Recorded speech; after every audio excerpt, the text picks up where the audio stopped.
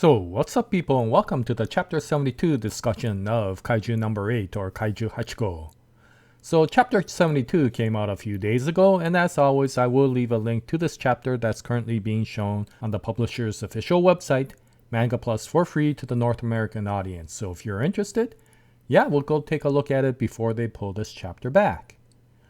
Okay, so if you recall, in Chapter 71, I was mentioning about the rule of cool, how certain chapters can portray and bring out excitement to the reader based upon the story as well as the images that are created.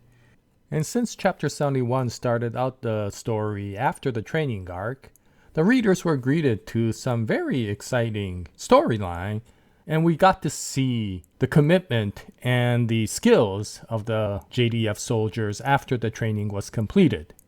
And Chapter 72 continues on with that, but we are focusing on a specific character, and we know who that character is considering Chapter 71 ended revolving around that character, which of course is Kikoru Shinomiya.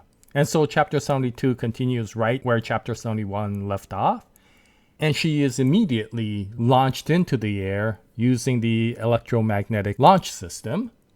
And once that projectile becomes fully airborne, it releases Kikoru as the payload. And then we find out that Kikoru can fly using monster number 4's power. So we're starting to find out what sort of powers Hikari Shinomiya had when she was still commanding her team. And it turns out to be extreme speed and flight. And so now that Kikoru is taking over monster number 4's powers, she has that power. And man, this chapter shows just how powerful she has become, because in an instant, she is able to get to the location of the Japanese Senate and take out one of the kaijus with one blow. And of course, for many of the soldiers who witness this, they are mentioning that they're seeing Hikari Shinomiya come back once again through her daughter. And of course, Narumi, who trained Kikoru throughout this training arc. We get to see a very interesting communication go on between them, and we're starting to understand what sort of personality and relationship they have. And of course, with that, Kikoru goes on a rampage, and she literally takes out the entire kaiju menace that is threatening the Senate. And the readers, of course, see many images of her power and just how cool she is. And what was interesting is one of the heads of the JDF, Isao Shinomiya's former colleague, mentions that originally he thought that Kikoru had inherited her mother's powers with the speed. But seeing just how powerful she is in battle, you realize that she has also inherited her father's sheer brute strength. And it's really nice to see his comment when he mentions that she has taken after both of them.